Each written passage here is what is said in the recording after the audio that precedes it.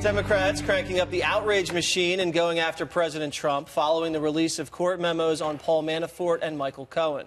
Party leaders now pushing impeachment and also the possibility of prison time for the president.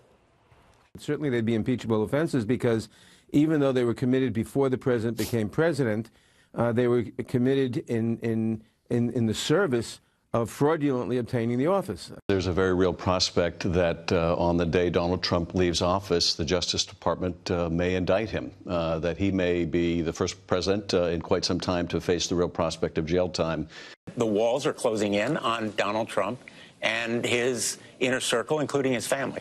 This criminal must be brought up by the Congress of the United States for impeachment. When the evidence becomes so clear that you very likely have a criminal sitting in the Oval Office, what is the Congress left to do at that point? Okay. President Trump fighting back, saying there's no smoking gun, no collusion, and that the payment detailed in the Cohen report was a simple private transaction.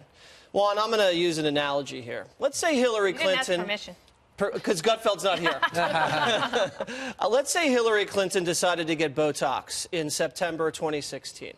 She paid, $10,000, $20,000, whatever Botox costs. Decides she wants Botox. But not $20,000. Whatever it costs. I don't know what it costs. Not that I know. Not that okay, I know. Whatever she pays, okay? And she doesn't report it to the FEC afterwards. And she's elected president, and then the Republicans find out, oh, Hillary got Botox, and she didn't report it on the FEC filing. And now she needs to be impeached. What would be the difference? The difference? Tell me what the difference would be, Mr. Williams. Sometimes I think it's Christmas season. I've got to be nicer. But Jesse, that's private transaction. Jesse, is that a private transaction? Private transaction between her and the Botox lady.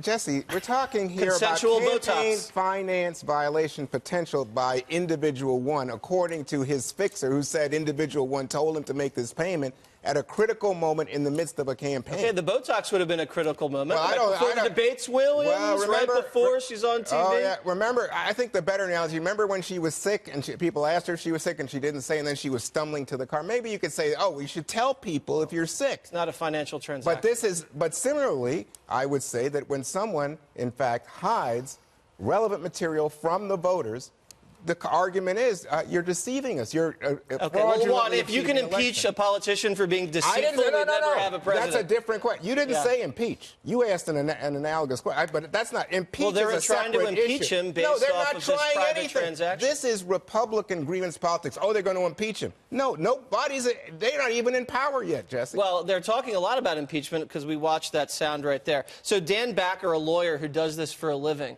says that this is brand protection. And brand protection is not a campaign finance violation, and it's perfectly legal. Huh. Well, I guess they could try that and see how it works. I mean, campaign finance violations, I think that's the least interesting part of all of this, partly because there is the over-criminalization of campaign finance violations. But we do have campaign finance laws. It's just that they're not exactly clear-cut. And after John Edwards' situation, remember, he was acquitted, but only by a jury. Mm-hmm. That was actually went all the way. So the Justice Department had said, look, we have to fulfill our obligation and prosecute to the fullest extent of the law. But the brand protection one, I haven't heard that one. That's a good one. Use it. You're welcome, if you're watching. So the other issue, too, because the Democrats and the Republicans in Congress, they have this big slush fund where they're paying out all these non-consensual sexual settlements over the last 10 years to the tune of, I think, several $1 million. And then this is a consensual transaction, and payments were made. What's the difference? I think a couple of things are going on. Whether you are all for Donald Trump or against Donald Trump, by the way the indictment was written, according to legal experts, with the flowery language instead of the dry legalistic approach, it looks as though they're going after Trump. There's no doubt about it. So whether you think they should or shouldn't, let's just put that aside for a second. They are going after Trump to try to say that he directed Michael Cohen, because he already said it during Michael Cohen's sentencing, they directed Michael Cohen to make the payments. So Trump's got to think of not whether it's right or wrong or comparing to Hillary Clinton or not. It doesn't matter. The Southern District of New York is trying to take him down. Now, the question is, what exactly did he deceive the American people on and get to his office falsely? Did anyone actually think that Donald Trump was the second coming of some high-level hope? No, they knew his background. They knew what was going on. And this is no different from if you're in a business world and your partner doesn't like you and you're going to run for office, that partner comes out and says, you know, that Brian Kilmeade, he robbed me of money, and whether you did or not, you just don't want that partner coming forward. I got to run for office. So you walk up to the guy and go, or the woman, you say, listen, what's it going to take to get this, put this away? I got to run for office. Boom, you get it done. So Michael Cohen directing, being directed or not being directed, that's what the Southern District of New York thinks is a problem. And if he doesn't take it serious, he's foolhardy. He's got to get on the offensive here, address it directly, get a legal strategy, and go after it. Opinion should not matter. Don't cheerlead or boo. You just got to get, this is the reality. This is the game. It is interesting, Morgan, that now they're not trying to go after him for collusion or obstruction. Now it's just a campaign finance violation. They're doing both. Come a long way. They're doing both, That's though. true. I'm still trying to wrap my head around the Botox analogy. Yeah, I think that's airtight. Airtight. Take it to the bank. Insurance should be covering that. You know, if I don't think that this Wait, works. insurance covers that? Yeah. I don't think impeachment over these sorts of issues worked for Clinton politically. Like for the Republicans, it backfired on the Republicans. I think it would backfire on the Democrats. I mean, let's just think about this. If you start to have impeachment hearings in the House or and then later in the Senate, think about who's going to be at those hearings testifying. It's going to be Stormy Daniels. No. Avenatti is going to be there. I mean, think about the chaos that Avenatti ensued during the Kavanaugh hearings. I mean, some people think the total circus, three-ring circus. Some people think that during Kavanaugh hearings that he, you know, the whole thing that he was doing there sort of gave the Kavanaugh a win, right? And so I just think if you just take a step back and think what these impeachment hearings could look like with these whole cast of characters, it would be terrible for Democrats going into a 2020. But if that's what they want to do, if they want to bring Avenatti up before the Congress and Stormy Daniels, I mean, be my guest. Morgan, they're trying to make him unelectable. They're trying to make him unelectable in 2 years. Is this about sex again, Juan? Is it about sex? Yeah, is it about, are we back in the 90s? Is this all outrage about sex again?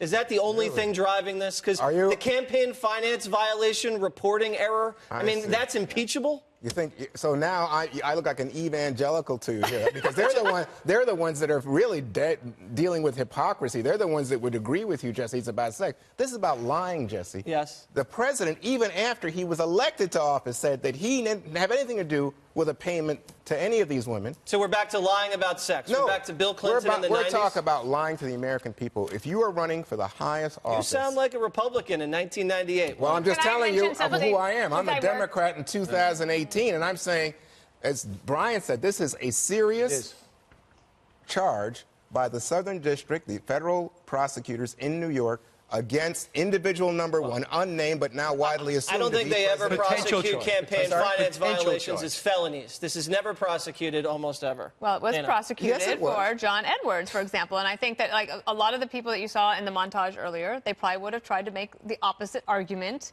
Well, John Edwards didn't pay out of his own pocket. That was an actual donation. So then the question would be, so did he direct the campaign donor to do it for him? Like, a lot of, like, it didn't happen, right? So he was acquitted by a jury, but also he wasn't president of the United States. He was, or even vice president. So it is murky. But I also think that the Democrats have a big communications problem on their hand because they have multiple audiences to talk to all at once. They have a restless base who want to do nothing but go after the president. They have new members who say, like, wait, I just fought a really tough campaign because I want to do stuff. I want to work on health care. I want to work on and I can tell you, if they go down this road of just doing impeachment, it basically takes up all the oxygen. There's no time to do anything else. And so then what happens? People get demoralized. People want to leave. I ended up leaving the Congress. Of course, I met Peter on an airplane, but I was looking for a way to go to leave the Congress. I mean, basically, they'd spent a year and a half just going after Bill Clinton, and it was kind of boring as a staffer because it wasn't going anywhere. So politically, I think they've got a huge problem on the Democratic side as they decide how to go forward. Absolutely true. And obviously, if you were worried about them overstepping, you saw this weekend some of the extreme language. Yeah. But it was brought up by Andy McCarthy, who went to college to get a law degree, and very smart guy. He says in 2008, Barack Obama was guilty of violations to the tune of $2 million. He paid a $375,000 fine. This whole case with Cohen is $280,000. So he should be paying a fine. This should not be something above above a fine, unless this new Justice Department wants to put the screws to Trump in a way they wouldn't want to put it to Obama. That's a total apples and oranges situation, but I'll leave it alone because we need to go to a break. But I will say, there is nothing. What happened with Barack Obama, for which he was a matter of actually overpayment, underpayment. It wasn't a matter of, oh, guess what? I'm going to take money and use it to advance my campaign without disclosing it. Advance your campaign. Yeah, that's what he did. He hid the fact that he was paying money to these women. Unless they use the brand defense. Yes, or the Botox defense, brand defense or Botox. Both of them work.